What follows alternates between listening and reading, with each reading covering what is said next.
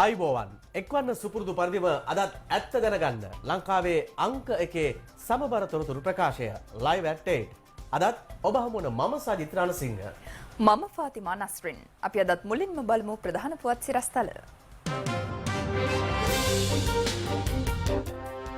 සඳුදා සිට සියලු රාජ්‍ය සේවකින් සේවයට කැඳවීමේ චක්‍රලේඛය නිකුත් වෙයි. හෙට සිට පළාත් අතර මගී ප්‍රවාහනයටත් අවසර. වාහනය හෙළකට පෙරළී සිදු වූ අනතුරකින් ප්‍රවීණ නිලි හයසින්ත් විජේරත්න මියයයි.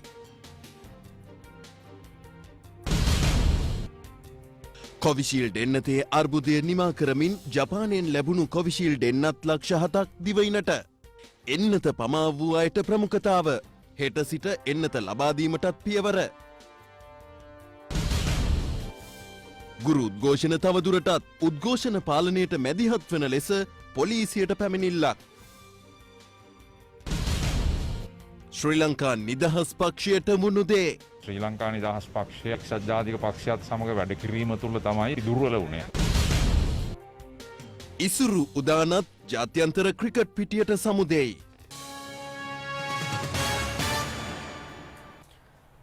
මෙරට ජ්‍යෙෂ්ඨ රංගන ශිල්පිනියක් වන හයසින්ත් විජේරත්න මහත්මිය අද අලුයම සිදු වූ හදිසි අනතුරකින් තුවාල ලබා අභාව ප්‍රාප්ත වුණා.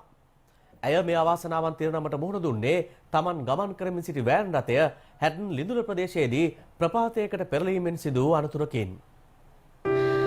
ටෙලිනාට්‍යයක රූගත කිරීමකට සහභාගී වීමෙන් අනතුරුව ඊ රාත්‍රියේ නුවරඑළියේ සිට කොළඹ බලා ඒමට හයසින්ත් විජේරත්න මහත්මිය පිටත්ව තිබෙනවා. එම ගමන අතරතුරදී ලිඳුල නගරයට ආසන්නයේදී ඇය ගමන් කළ වෑන් රථය මාර්ගයෙන් ඉවතට පැන කොත්මලා ඔය දෙසට වන්නට අඩි 200ක පමණ ප්‍රපාතයකට පෙරලී ඇති බවයි පොලිසිය සඳහන් කළේ. අනතුරින් පසු ඇය ඉක්මනින් රෝහල් ගත කළද ඒ අතරතුරදී ඇය ජීවිතක්ෂයට පත්ව තිබෙනවා. මෙම අනතුරට හේතු වී ඇත්තේ රියදුරාගේ අපරීක්ෂාකාරී හා නොසැලකිලිමත් ධාවනයත් ඒ වගේම ඔහුට නිින්ද යාම බව වාර්තා වී තිබෙනවා. තවදුරටත් විමර්ශන සිදු කරනු ලබන අතර අදාළ රියදුරා අත්අඩංගුවට ගෙන තිබෙනවා. සිද්ධිය සම්බන්ධයෙන් අත්අඩංගුවට ගත් වෑන් රථයේ රියදුරා නුවරඑළිය මහේස්ත්‍රාත්වරයා වෙත ඉදිරිපත් කිරීමෙන් අනතුරුව ලබන 3 වෙනිදා දක්වා රක්ෂිත බන්ධනාගාරගත කෙරුණා. මියගිය හයසින්ත් විජේරත්න මහත්මියගේ දේහ පිළිබඳ පශ්චාත් මරණ පරීක්ෂණය අද පස්වරුවේ නුවරඑළිය මහරෝහලේදී සිදු කෙරුණා. හයසින්ත් විජේරත්න මහත්මිය 1977 වර්ෂයේදී පෙම්බරවඳු චිත්‍රපටයේ රංගනයට දායක වෙමින් සිංහල සිනමාවට පිවිසුණා. මාත් දෙන්න මරණ ගෙදර යන්න. බය වෙන්න එපා. මම අද බලා ගන්න. එතැන් පටන් මෙරට තුල නිර්මාණය වූ ජනප්‍රියමෙන්ම සම්මානනීය වූ චිත්‍රපට 40කට පමණ ඇය තම රංගන දායකත්වය ලබා දී තිබෙනවා. ලාංකේය වේදිකාවද තම රංගලීලාවෙන් ඔපවත් කිරීමට හයසින්ත් විජේරත්න මහත්මිය සමත් වුණා. මෙරට පළමු ටෙලිනාට්‍ය වූ දිමුතුමුතු ටෙලිනාට්‍යයෙන්ම ටෙලිනාට්‍ය කලාවට එක්වූ හයසින්ත් විජේරත්න මහත්මිය පසුව පුංචි තිරේ ටෙලි නිර්මාණ 100 ගණනක් වෙනුවෙන් තම රංගන දායකත්වය ලබා දී තිබෙනවා. ප්‍රවීණ රංගන ශිල්පිනියක් වූ ඇය අවස්ථා කිහිපයකදීම තම රංගකාරය වෙනුවෙන් සම්මානයෙන් පිදුම් ලැබුවා. නිර්මාණශීලී සහාය නිලිය දස්කොන් හයසින්ත් විජේරත්න මේ යන විට හයසින්ත් විජේරත්න මහත්මිය 75 වන වියේ පසු වුණා. හයසින්ත් විජේරත්න මහත්මියගේ පුත්‍රයා මේ වනට විදේශගතව සිටින අතර සිද්ධිය වාර්තා වීමත් සමග ඥාතීන් සහ හිතවතුන් වත්තල පිහිටි නිවසට පැමිණ සිටියා. දැන් සනීපද මම අද එනවා පුපු අද පාන්දර 9ට 10ට එනවා කියලා කිව්වා. මට එච්චරයි කිව්වේ. මේ අතර හයසින්ත් විජේරත්න මහත්මියගේ හදිසි වියෝව පිළිබඳව ජනාධිපති ගෝඨාභය රාජපක්ෂ මහතා අද සිය කනගාටුව පළ කළා. මුහුණුපතේ සටහනක් තබමින් ජනාධිපතිවරයා සඳහන් කළේ ඇගේ නික්ම යාම මෙරට රංගන ශේෂ්ත්‍රයට පිරිමැසිය නොහැකි පාඩුවක් බවයි.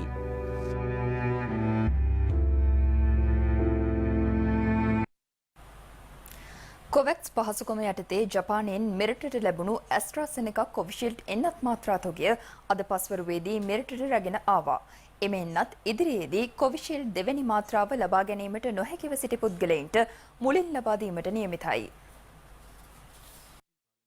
මෙරටදී පළමුවරට එන්නත් කිරීම ආරම්භ කෙරුණේ ඇස්ට්‍රාසෙනෙකා කොවිෂීල්ඩ් එන්නතයි. මේ වසරේ ජනවාරි මාසයේ සිට එන්නත් කිරීම ආරම්භ කෙරුණු අතර මේ වන විට එහි පළමු මාත්‍රාව පුද්ගලින් 9,25,242 දෙනෙකුට ලබා දී තිබෙනවා. එහි දෙවන මාත්‍රාව ලබා ගැනීමට හැකි වුණේ 3,85,885 දෙනෙකුට පමණයි. ඒ අනුව තවත් ලක්ෂ 5කට අධික පිරිසකට එහි දෙවන මාත්‍රාව ලබා දීමට නියමිතව තිබූ නමුත් ඉන්දියාවේ කොවිඩ් ව්‍යාප්තියේ වර්ධනයත් සමග අවශ්‍ය එන්නත් ප්‍රමාණය ලබා ගැනීමට මෙරටට හැකි වූයේ නැහැ. ඒ අනුව දෙවන එන්නත ලබා ගැනීමේ ගැටලුවක් මතු වූ නමුත් මෙරට රජය කළ ඉල්ලීමකට පසුබිමට අනුව කොවැක්ස් පහසුකම යටතේ එන්නත් තොගයක් පරිත්‍යාග කිරීමට ජපානය පියවර ගත්තා. එහි පළමු මාත්‍රා තොගය අද පෙරවරුවේ ජපානයේ ටෝකියෝ නුවර නරිටා ගුවන්තොටුපලින් මෙරටට එවීමට පියවරගෙන තිබුණා. එය ජපානයේ ආණ්ඩුවේ පරිත්‍යාගයක් ලෙස ලංකාවට දුන් කියාගයක්. ශ්‍රී ලංකන් ගුවන් සමාගමට අයත් UL 455 දරන ගුවන් යානයෙන් එම එන්නත් තොගය අද පස්වරුවේදී මෙරටට රැගෙන ආවා. එන්නත් බහර ගැනීම සඳහා සෞඛ්‍ය අමාත්‍ය පවිත්‍රා දේවී වන්‍යාරච්චි මහත්මිය ගුවන්තොටුපළට පැමිණ සිටි අතර ජපාන තානාපති සුගියාමා අකිරා මහතා විසින් එන්නත් නිල වශයෙන් බහර දුන්නා. ජපානය විසින් ශ්‍රී ලංකාවට ලබා දුන්නා ඇස්ට්‍රාසෙනිකා වර්ගයේ එන්නත් මාත්‍රා 7,28,000ක් මේ හා සමානම තවත් ප්‍රමාණයක් ලබන සෙනසුරාදා ලබා දෙන්න නියමිතයි.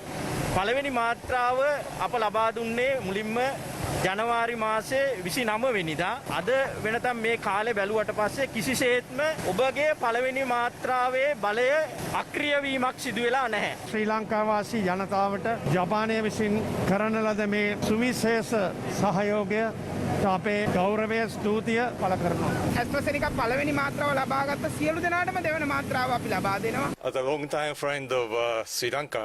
ජපානයේ නිෂ්පාදිත ඇස්ට්‍රාසෙනකා එන්නත් තොගයක් දීර්ඝකාලීන අපේ මිත්‍රයෙක් වන ශ්‍රී ලංකාවට කොවැක්ස් පාසුකම යටතේ ලබා දීමට හැකියවීම ගැන අපි සතුටු වෙනවා. ශ්‍රී ලංකාවේ කොවිඩ් මර්ධන වැඩසටහනට ජපානය තවදුරටත් සහාය පළ කරනවා. Against the COVID-19. මේ අතර ඇස්ට්‍රාසෙනිකා දෙවන මාත්‍රාව ලබා දීම හෙට සිට ආරම්භ කරන බව සෞඛ්‍ය සේවා අධ්‍යක්ෂ ජෙනරාල් විශේෂඥ වෛද්‍ය අසෙල ගුණවර්ධන මහතා සඳහන් කළා. අපි හෙට දිනේදී මේ ලබා දීම ආරම්භ කරන්න සැලසුම් කරලා තියෙනවා. කොළඹ ප්‍රාදේශීය සෞඛ්‍ය සේවා අධ්‍යක්ෂක කොට්ටාශය සියලුම සෞඛ්‍ය වෛද්‍ය නිලධාරී කොට්ටාශවල මෙම එන්නත හෙට දිනේදී ආරම්භ කරන්න බලාපොරොත්තු වෙනවා. මෙම සෞඛ්‍ය වෛද්‍ය නිලධාරී කාර්යාලවල තිබෙන රෝහල් වලත් මෙම එන්නත ලබා දීම ආරම්භ කරනවා. මේ හෙට දිනේ ආරම්භ කරලා ලබන සෙනසුරාදා වෙනකම් මෙම එන්නත ලබා දීමට බලාපොරොත්තු වෙනවා. ඒ වගේම කොළඹ මහනගර සභා සීමාවේදී බණ්ඩාරනායක ජාත්‍යන්තර සම්මන්ත්‍රණ ශාලා පරිශ්‍රයේදී කොළඹ මහනගර සභාව විසින් එන්නත් කරන මධ්‍යස්ථානයක් පවත්වාගෙන යනු ලබනවා හෙට දිනේ සිට. ගම්පහ දිස්ත්‍රික්කයේ සෞඛ්‍ය වෛද්‍ය නිලධාරී කොට්ටාශවලදීද හෙට සිට එන්නත් ලබා දීමට සැලසුම් කර තිබෙනවා. මේ අතර ඊයේ දිනේදීත් මෙරටදී එන්නත් මාත්‍රා 5,13,741ක් ලබා දී තිබෙනවා. ඒ අතරින් මාත්‍රා 4,42,523ක්ම ලබා දී තිබුණේ සයිනෝෆාම් පළමු මාත්‍රාව ලෙසයි. ඒ අනුව මේ වන විට වයස අවුරුදු 30 ඉක්ම වූ මෙරට පුද්ගලයින්ගෙන් 96,34,704 දෙනෙක් එක් මාත්‍රාවක් හෝ ලබාගෙන තිබෙනවා. මාත්‍රා දෙකම ලබාගෙන ඇති සංඛ්‍යාව 21,34,106ක්. මේ අතර අද සවස් කාලය වන විට තවත් COVID-19 ආසාදිතයින් 2150ක් වාර්තා වුණා. රාජ්‍ය හා පුද්ගලිකාංශය කටයුතු සාමාන්‍ය පරිදි ක්‍රියාත්මක කිරීමට අදාළව අන්තර් පළාත් පොදු ප්‍රවාහන සේවා හෙට සිට ආරම්භ කරන බව ප්‍රවාහන රාජ්‍ය අමාත්‍ය දිලුම් අමුණකම මහතා පවසනවා.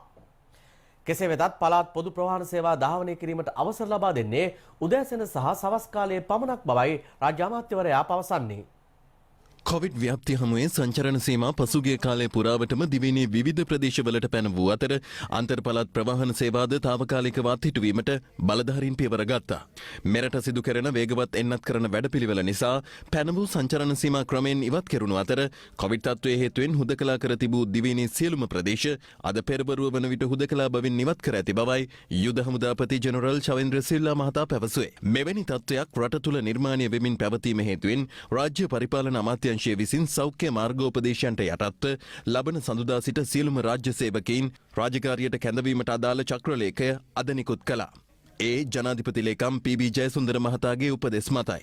ඊයේ පැවති කොවිඩ් මර්ධන විශේෂ කමිටුවට එක්වෙමින් ජනාධිපති ගෝඨාභය රාජපක්ෂ මහතා පැවසුවේ ඉදිරියේදී රජයේ ආයතන සහ පොදු ස්ථාන වෙත පැමිණෙන ජනතාව එන්නත ලබාගත් බවට සහතික කෙරෙන කාඩ්පත් ළඟ තබා ගැනීම අනිවාර්ය කිරීම පිළිබඳ සොයාබැලීම කෙරෙහි අවධානය යොමු කරන ලෙසයි. මෙවන් පසුබිමක රාජ්‍ය සේවකයින් සිය සේවා ස්ථානවලට පැමිණීමේදී ප්‍රවාහන කටයුතු සිදුවන්නේ කෙසේද යන්න අප විමසා බැලුවා. හෙට දිනේ සිට අපිට අවසර දීලා තියෙනවා මාන්‍ය පරිදි බස් රථත් දුම්රියත් පළාත් අතර ධාවනය කරන්න. විශේෂයෙන්ම උදේවරුවේ සහ හවස් වරුවේ වැඩට යන සහ ආපහු යන වෙලාවල් වල දුම්රිය සහ බස් රථ සාමාන්‍ය කාලසටහන් අපි ධාවනය කරන්න බලාපොරොත්තු වෙනවා. ඒ අනුව ආසන ගණනට පමණක් මගින් පටවාගෙන බස් රථ ධාවනය කරන ලෙසටයි අමාත්‍යවරයා උපදෙස් ලබා දී ඇත්තේ. හෙට දිනේ සිට අපි බස් රථ අන්තර් පළාත් සහ අධිවේගී මාර්ගත් ඒ වගේම පළාත් තුල බස් රථ ධාවනය කරනවා. අනිද්දා සිට සාමාන්‍ය පරිදි බස් රථ ධාවනය ආරම්භ කරනවා. සඳුදා දින ප්‍රධාන මාර්ගයේ දුම්රිය 11ක් උදෑසන කොළඹ දෙස පැමිණීමට කටයුතු ඇති අතර ඉන් දුම්රිය 2ක් නුවර සිට ගමන් ආරම්භ කරනවා. දුම්රිය 2ක් පිළිවෙලින් බෙලියත් හා ගාල්ලේ සිට කොළඹ දක්වා ගමන් කිරීමට කටයුතු යොදා තිබෙනවා. මේ පුත්තලම් මාර්ගයේ ධාවනය වන එක දුම්රියක් හලාවත සිට ගෙන්වා ගැනීමට කටයුතු යොදා තියෙනවා. සවස් යාමේදී මේ දුම්රිය නැවත තමන්ගේ ගමනාන්තය කරා යොමු කිරීමට කටයුතු යොදා තිබෙනවා. ලංකා පෞද්ගලික බස් රථ හිමියන්ගේ සංගමේ සභාපති ගැමුණු විජේරත්න මහතා පැවසුවේ එක්කෙනෙක් හෝ ලබා නොගත් පුද්ගලයන් බස් රථවලට ඇතුළු වීමේදී ඔවුන්ගෙන් අය කරන සාමාන්‍ය බස් ගාස්තුව මෙන් දෙගුණයක් අය කර ගැනීමට සිදුවන බවයි. අපි යෝජනාවක් කරා රජයට මේ පළවෙනි එන්නත හෝ ලබාගත් මගී ජනතාව ඉන්නවා නම් මේ එන්නත ලබා දෙන කාඩ් පත තියෙනවනේ. ඒ කාඩ් පතේ ඡායා පිටපතක් අරගෙන බස් රථයේ සේවක මහත්මයාට ලබා දෙන්න කටයුතු කරනවා. වයස අවුරුදු 30ට වැඩි එන්නත ලබාගත් නැති පුද්ගලයන් සඳහා මේ බස් රථවල විශේෂයෙන්ම දුර සේවා බස් රථවල ගමන් කරනවා නම් ඒ බස් රථයේ ගමන් කළ යුත්තේ එක් ද්විත්ව ආසනයේ එක්කෙනෙක්. එයාට වෙන් කරගන්න වෙනවා එක් ආසනයක්. ඒ නිසා ඒ එක් ආසනයට එයාට දෙගුණයක් ගෙවන්න සිද්ධ වෙනවා.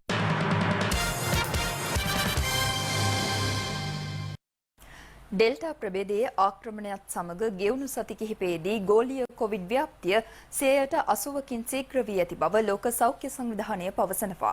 ලෝක සෞඛ්‍ය සංවිධානය පෙන්වා දෙන්නේ ඩෙල්ටා ප්‍රභේදයේ ශීඝ්‍රතාවය සමග කොවිඩ් පාලනයට ලොව ඇරඹූ සටන පරාජය වීමේ අවධානමක් පවතින බව. පාර්ලිමේන්තු මන්ත්‍රී රිෂාඩ් බදියුදීන්ගේ නිවසේ මෙහෙකාර සේවයේ යෙදී සිටියේදී පිලිස්සී මියගිය ඉශාලිනී යූඩ් දැරියගේ මෘත ශරීරය පිළිබඳ දෙවන පශ්චාත් මරණ පරීක්ෂණය අද සිදු කෙරුණා. ඒ පේරාදෙණිය ශික්ෂණ රෝහලේදී.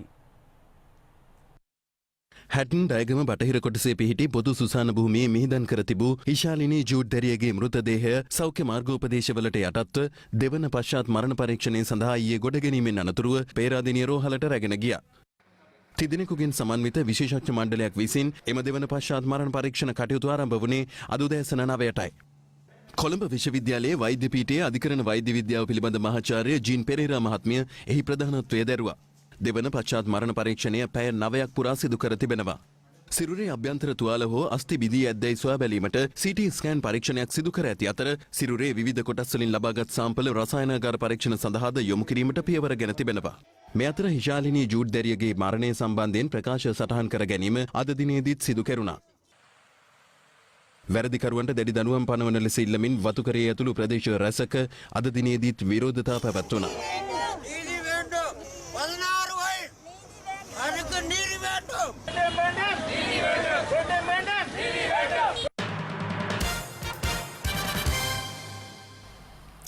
මේ අතර මියගිය ඉශාලිනී ජූඩ් දැරියගේ සිද්ධිය සම්බන්ධයෙන් පක්ෂ විපක්ෂ දේශපාලනඥයන් ඇතුළු පාර්ශව රැසක් අද දිනේදීත් අදහස් පළ කළා. රජයක් ඇටියට බලාපොරොත්තු වෙලා නීතිය හරියටම ක්‍රියාත්මක කරන්න. එහෙම නැත්නම් නීතියක් හදලා හරි දඬුවම් දෙන්න ඕන. මේවා නැවත මේ රටේ නොකරෙන්න. පාස්කු ප්‍රහාරය සම්බන්ධව රුජුව සම්බන්ධ වෙච්ච බදුරුදීන් කන් කැටියෙන් අල්ලනවා කිව්ව පත් වෙලා පැය 26ක් යන කලින්. හැබැයි අපි දැක්කා එහෙම කරේ නෑ. එහෙම කරන්න උවමනාවක් තිබුණේ නෑ. මේ රටේ දේශපාලනයේ හැසිරෙන ආකාරය හරි පුදුමයි. ප්‍රතිපත්ති ගරුක දේශපාලනයක් අද නෑ. අපිටත් දැනෙනවා මදි පුංචිකමක්. මේවා ගැන අපිටත් ප්‍රශ්නයක් තියෙනවා. දැන් වෙනකොට ආරංචි මාර්ගය යන්නේ යම් යම් කාරණා නිසා දේශපාලනික වශයෙන් මේව යොදා ගන්න ක්‍රියා කරනවායි කියලා. පාර්ලිමේන්තුවේ දෙන සහයෝගය හිලව් වෙන්නේ නැහැ පීනල් කෝඩ් එකේ වරදකට. ඔතන වෙලා තිබ්බේ අර පහුගිය කාලේ බොරුවට උසාවි කෙනෙක්ච කට්ටිය. නඩු හදලා හැම. රිෂාඩ් බදුර්දීන් කියන මුවහම තමයි අපිත් එක්ක දැනට ඔය සම්බන්ධ වෙලා අපිත් එක්ක ඡන්දෙ ඉල්ලුවේ. ඔය 5-6 දෙනෙක්ම ඡන්දෙ ඉල්ලුවා. හැබැයි අනිත් අය සේරම ඉන්නේ ආණ්ඩුවත් එක්ක. මේ ජනාධිපතිවරණයේදී අපිට මුස්ලිම් ජනතාවගේ විශාල චන්ද්‍රප්‍රාණ ලැබුණෙත් නැහැ. මහමැතිවරණයේදී ලැබුණෙත් නැහැ. නිසා අපිට එහෙම ගැටලුවක් නැහැ. අපි කියනවා රිෂාඩ් බදුර්දීන් ඇමතුමා නෙවෙයි අලුතින් පත් වෙලා ඉන්න අලුත්ම ඇමතිතුමා අතින් මේ සිද්ධිය වුණා නම් ඒ අයට උනත් දඬුවම් දෙන්න ඕනේ. මම නිතරම කියන්නේ අපි සජිත් ප්‍රේමදාස මැතිතුමාට අභියෝග කරන්නේ පුළුවන් නම් ඔහුගේ විපක්ෂයේ සන්දානෙන් රිෂාඩ් බදුර්දීන් නිරපන්න. විටින් විට මේ ප්‍රශ්න මතුවනහම සමාජයේ විශාල කම්පනයක් ඇති වෙනවා, පරීක්ෂණ කරනවා, අත්අඩංගුවට ගන්නවා. හැබැයි මේ රටේ නැති දේ තමයි වරදකරුවන්ට දඬුවම් ලබා දීමේ ක්‍රියාදාමය. අනිවාර්යයෙන්ම හරියට ඒ පොලිසිය මගින් අවශ්‍ය පරීක්ෂණ කළා ඒ අවශ්‍ය පුද්ගලයන්ට අවශ්‍ය දඬුවම් ලබා දෙනවා. අන්තිමට මගේ ළඟට තමයි එන්න වෙන්නේ. තවත් දේශීය පුවත් කිහිපයක් දැන්. ගුරුවරුන් සහ විදුහල්පතිවරුන් රටපුරා සිදු කරන උද්ඝෝෂණ රැල්ල නතර නොකළහොත් මහජන කැළඹීමක් ඇතිවිය හැකි බව කියමින් සිවිල් සංවිධාන නියෝජිතයින් පිරිසක් අද පොලිස් මූලස්ථානයට පැමිණිල්ලක් ඉදිරිපත් කළා. එමගින් ඔවුන් ඉල්ලා සිටියේ එවැනි තත්ත්වයක් ඇතිවීම වැළැක්වීම සඳහා අවශ්‍ය පියවර කඩිනමින් ගන්නා ලෙසයි. වැටුප් විෂමතා ගැටලුවක් මුල් කරගනිමින් ගුරුවරුන් හා විදුහල්පතිවරුන් ඔන්ලයින් අධ්‍යාපන කටයුතු වලින් ඉවත් වී රටපුරා විවිධ උද්ඝෝෂණවල නිරත වෙනවා.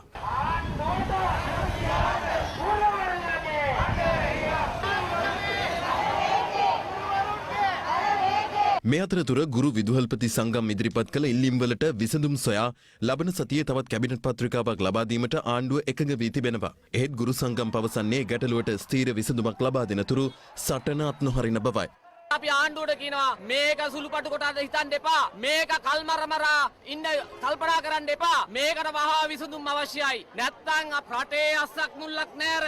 අපි මේ ව්‍යාපාරය දියත් කරනවා. අපි මේ සටන කෙලවර කරන්නේ ගුරු විදුහල්පතිවරුන් සියලු දෙනාගේම මේ වැටුප් විෂමතාවය අවසන් කරලා මිසක් ආපහු පැත්තකට වෙන්න නෙමෙයි කියන එක කියන්නට ඕනේ. ගුරුවරු දැන් ලබන 5 වෙනිදා මහා නුවර ඉඳලා පාගමනක් එන්න ඈත් කරලා තිබෙනවා. ඇත්තට මේවා හොඳ දේවල් නෙවෙයි. මේ භයානක වසංගතයක් මේ රටේ පවතින මොහොතක අර වාගේ විශාල පිරිසක් පාරේ කෑ ගහගෙන සැලැස්සුවොත් ඒක මගේ මේ රෝගයට තවත් පරදෙනියක්. මේ රැල්ලක් ඇති කරන්න එපා. කුකුරක් ඇති කරන්න එපා. Taman බුද්ධිමතුන් නුගතුන් සමාජයේ ගෞරවනීය පිරිස ඉදිරි කාලේ දරුවන්ගේ විභාග ටික පවත්වා ගන්න තියෙනවා. ගුරුවරු ටිකක් බුද්ධිමත්ව හිතලා කටයුතු කරා නම් ඒ වගකීම අපි ගන්නවා. මේ ඉල්ලීම් සාධාරණ ඉල්ලීම් වුණත් මේ අවස්ථාවේදී අපි ඉල්ලීම කරනවා නගරෙන් නගරයට ගිහිල්ලා මේ කොරෝනා ප්‍රචාරය කරන එක නතර කරන්න. ගුරු රැල්ලක් ඇති වෙලා තියෙන්නේ. අද දිනෙන් දින කොරෝනා රෝගීන් ටික වැඩි වෙනවා. නගරවලට ඇවිල්ලා දහස් ගාණෙන් සිය ගාණෙන් මේ ආකාරයෙන් කටයුතු කරන්න එපා කියලා අපි ඉල්ලීම කරනවා. මේ අතර ගුරුවරුන් මෙලෙස දිගින් දිගටම විරෝධතාවල නිරත වුවහොත් මහජන කැළඹීමක් ඇතිවිය හැකි බව කියමින් දේශප්‍රේමී එක්සත් ජාතික පක්ෂයේ නායකයා ඇතුළු පිරිසක්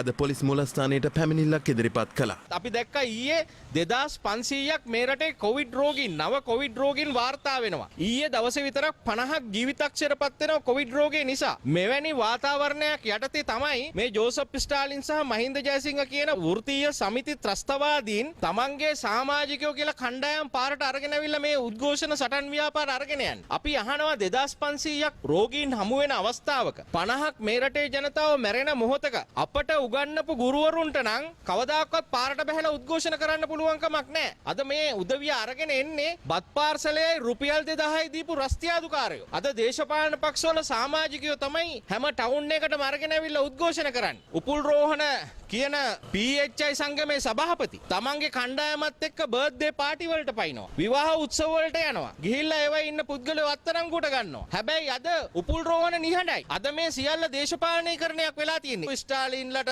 මහින්ද ජයසිංහලට මේ රටේ ජනතාව උත්තර දෙන්න ලෑස්ති වෙනවා. එහෙම ලෑස්ති වීමත් එක්ක මහජන කැළඹීමක් සාමය කඩවීමක් සිදු වෙන්න පුළුවන් කියන පැමිණිල්ල දාන්න තමයි අපි අද පොලිස් මූලස්ථානට පැමිණුනේ. මේ ගුරුවරු පාරට බහැලා සෙල්ලම් දානකොට අපිට ගුරුවරුන්ගේ සෙල්ලම් බලන්න වෙලා තියෙන. ඒක නිසා අපේ දරුවෝ මහපාරට දාන්න ලෑස්ති වෙන්න එපා. අපි ගෙදර තියෙන උයන එක පැත්තකින් තියලා අපි ඇවිල්ලා සියලුම මව්වරුන් පාරට බහිනවා. ශ්‍රී ලංකා නිදහස් පක්ෂය දුර්වලතාවයට පත් වුණේ එක්සත් ජාතික පක්ෂය සමග හවුල් ආණ්ඩුවකට යාම නිසා බව ශ්‍රී ලංකා නිදහස් පක්ෂ සභාපති හිටපු ජනාධිපති මෛත්‍රීපාල සිරිසේන මහතා පවසනවා. ශ්‍රී ලංකා නිදහස් පක්ෂ පුත්තලම දිස්ත්‍රික් බලමණ්ඩල හමුවට එක්වෙමින් ඔහු මේ බව සඳහන් කළා. ශ්‍රී ලංකා නිදහස් පක්ෂය බිම්මට්ටමින් ශක්තිමත් කිරීමේ වැඩපිළිවෙල යටතේ දිස්ත්‍රික් මට්ටමින් සමළු පැවැත්වීම මේ දිනවල සිදුවනවා. ඒ යටතේ පුත්තලම දිස්ත්‍රික් බලමණ්ඩල හමුව ඊයේ පැවැත්වුණේ පක්ෂයේ සභාපති හිටපු ජනාධිපති මෛත්‍රීපාල සිරිසේන මහතාගේ ප්‍රධානත්වයෙන්. දේශපාලන පක්ෂ බිම වට්ටන්න ජනතාව. ඒක මේ රටේ සෑම දේශපාලන පක්ෂයකටම සිද්ධ වෙලා තිබෙනවා. අද එක්සත් ජාතික පක්ෂය ගත්තොත් පැටිච්ච තත්ත්වය තමුන්නාන්සලා දන්නවා. අපි එහෙම පැටලලා නැහැ. මූලික වශයෙන්ම අපි පිළිගන්නට ඕන ශ්‍රී ලංකා නිදහස් පක්ෂය අපි මම ජනාධිපති කාලේ අපි එක්සත් ජාතික පක්ෂයත් සමග වැඩ කිරීම තුළ තමයි ශ්‍රී ලංකා නිදහස් පක්ෂයේ ප්‍රධාන වශයෙන්ම දුර්වලතාවයන් ඇති වෙලා අපි දුර්වල වුණේ. ඒක නිසා අපි කොහෙත්ම නැවත එවැනි පක්ෂ සමග අපි එකතු වෙන්නේ නැහැ.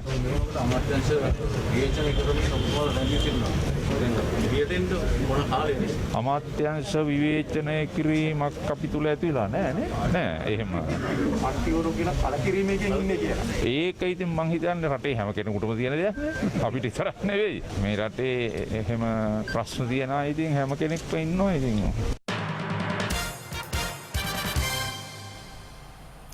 දක්ෂිණ අධිවේගී මාර්ගයේ වැලිපැන්න සේවා මධ්‍යස්ථානයේ රථගාලයේදී සුඛෝපභෝගී වාහනයක් තුල අබිරහස් ලෙස පුද්ගලයෙකු මරණයට පත්වීමේ සිදුවීමක් සම්බන්ධයෙන් පොලිස් විමර්ශන ආරම්භ කර තිබෙනවා. මේ අතර පවුල් ආරවුලක් දුරදි යාම හේතුවෙන් සැමියා විසින් තම බිරිඳ ඝාතනය කිරීමෙන් අනතුරුව ගෙලවැළලාගෙන සියද විනාසාගත් පුවතක් වාර්තා වන්නේ කහටගස්දිගිලිය ප්‍රදේශයෙන්. කාටගස්දිගිලිය පොලිස් රසමේ කුකුලෑව සීපුකුලම් ප්‍රදේශයේ අඹුසැමි යුවලක් අතර ඇති වූ ආරවුලක් ගැටුමක් දක්වා දුරදිග යාමෙන් සැමියාගේ පිහිපාරෙන් බිරිඳ ජීවිතක්ෂයට පත්ව තිබෙනවා. මෙසේ මරණයට පත් ඇත්තේ කුකුලෑව ප්‍රදේශයේ පදිංචි 44 හැවිරිදි දෙදරුමවක්. ඊයේ පසරුවේ අදාළ කාන්තාව තවත් කාන්තාවක් සමග ගොයම් කැපීමට ගොස් යලි නිවස බලා පැමිණෙමින් සිටියේදී මග රැක සිටි සැමියා මෙලෙස තියුණු ආයුධයකින් මෙසේ පහර දී ඇති බවයි පැවසෙන්නේ. මියගේ කාන්තාව සමග පැමිණි අනෙක් කාන්තාවද සිද්ධියෙන් තුවාල ලබා තිබෙනවා. තම බිරිඳට පහර දීමෙන් අනතුරුව පලා ගිය 46 හැවිරිදි සැමියා ඒ ආසන්නයේ කැලෑබද ප්‍රදේශයකදී ගෙලවැළලාගෙන සියදිවි නසාගෙන තිබෙනවා. මේ සම්බන්ධයෙන් කහටගස්දිගිලිය පොලිසිය වැඩිදුර විමර්ශන සිදු කරනවා.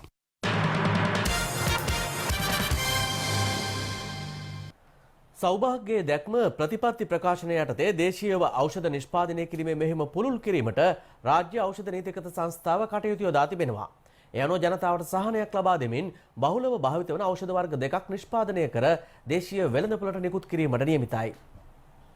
ඖෂධ වෙනුවෙන් විදේශයන් වෙත ඇදී යන විශාල මුදලක් ඉතිරි කර ගැනීමට මෙන්ම සහනදායී මිලකට මේ වැඩපිළිවෙල යටතේ ඖෂධ ලබා ගැනීමට රටේ ජනතාවට අවස්ථාව උදා වෙනවා. ට්‍රැමඩෝල් සහ තයිරොක්සින් ඖෂධ අධික මිලක් වීම සහ ලෝපුරා පවතින වාතාවරණය යටතේ ඒවා වෙළඳපොලේ හිඟවීමෙන් පසුගිය කාලේ රෝගීන් දැඩි අපහසුතාවයකට මුහුණ දුන්නා. ඒ අනුව ට්‍රැමඩෝල් මිලිග්‍රෑම් 50 සහ තයිරොක්සින් මයික්‍රෝග්‍රෑම් 50 එළඹෙන අගෝස්තු 6 වෙනිදා සිට රාජ්‍ය ඖෂධ නීතිගත සංස්ථාව හරහා මෙරට වෙළඳපොළට නිකුත් කිරීමට නියමිතයි. මෙම ඖෂධ නිෂ්පාදනය සඳහා ඉහළ ප්‍රමිතියකට අනුගතව ලෝ උසස්ම නිෂ්පාදනාගාරවල නිෂ්පාදනය වන අමුද්‍රව්‍ය භාවිත කරනවා. ලංකාවේ ප්‍රථම වතාවට තමයි ට්‍රැමඩෝල් මිලිග්‍රෑම් 50 අයිරොක්සින් ඖෂධ නිෂ්පාදනය වන්නේ. ට්‍රැමඩෝල් ඖෂධය රාජ්‍ය රෝහල් පද්ධති වෙත වසරකට මිලියන 9ක වගේ ප්‍රමාණයක් අවශ්‍ය වෙනවා. තයිරොක්සින් මිලියන 132ක් වගේ ප්‍රමාණයක් අවශ්‍ය වන අතර සී ඖෂධය මිලියන 38ක් වගේ ප්‍රමාණයක් අවශ්‍ය වෙනවා. අපිට පුළුවන් ට්‍රැමඩෝල් සම්පූර්ණ ආනයනය නවත්තන්න. තයිරොක්සින් ඖෂධයත් ආනයනය අවශ්‍ය නම් නැවැත්විය හැකියි. මෙහි ප්‍රධාන අරමුණ රෝගීන්ට උසස් ප්‍රමිතින් යුක්ත ඖෂධ ලබා දීමත් ඩොලර් වශයෙන් පිටරටට යන විශාල මුදලක් ලංකාව තුළ ඉතිරි කර ගැනීමත්. දැන් රටවටින් අටට රටවටින් අටට ප්‍රධාන පෙළේ මද්‍රව්‍ය ජාවාරම්කරුවෙකු වන රත්මලානී කුඩුවංජු නැමැත්තාගේ ගෝලයෙකු සමග සම්බන්ධතාවක් පවත්වාගෙන යමින් මත්කුඩු ජාවාරමේ යෙදුණු 31 හැවිරිදි කාන්තාවක් අඟුලන පොලිසිය විසින් අත්අඩංගුවට ගනු ලැබුවා. අදාළ කාන්තාව මත්කුඩු ජාවාරමෙන් උපයන මුදල් බැංකුගත කර ඇති අතර ඇය සන්තකයේ තිබී 18,75,000ක මුදලක් බැංකු පොත් දෙකක් විදේශ ගමන් බලපත්‍රයක් සහ හෙරොයින් මිලිග්‍රෑම් 5,000ක්ද පොලිස් භාරයට ගෙන තිබෙනවා. දක්ෂිණ අධිවේගී මාර්ගයේ ගැලනිග මහා කහතුඩු අතර වීදියගොඩ ප්‍රදේශයේදී ඊයේ රාත්‍රියේ ලොරි රථ දෙකක් එකිනෙක ගැටීමෙන් පුද්ගලින් දෙදෙනෙකු බරපතල තුවාල ලබා රෝහල්ගත කර තිබෙනවා. ගාල්ල සිට කොළඹ දෙසට ගමන්ගත් මසුන් පටවාගත් ලොරියක් ඉදිරියෙන් ධාවනය වෙමින් තිබූ තවත් ලොරි රථයක ගැටීමෙන් මෙම අනතුර සිදු වුණා. අනතුරින් අධිවේගී මාර්ගයේ ආරක්ෂිත වැටට හා ලොරි රථ දෙකට බරපතල හානි සිදුව තිබූ අතර මේ හේතුවෙන් දක්ෂිණ අධිවේගී මාර්ගයේ කොළඹ දෙසට ගමන් ගන්නා මාර්ගයේ තරමක රථවාහන තදබදයක්ද ඇතිව තිබුණා. ගාල්ල නාකියාදෙනී ප්‍රදේශයේ නිවසකට ඊයේ රාත්‍රියේ පැමිණි පිරිසක් සිදු කළ පහරදීමකින් නිවෙස් හිමියා තුවාල ලබා රෝහල්ගත කර තිබෙනවා.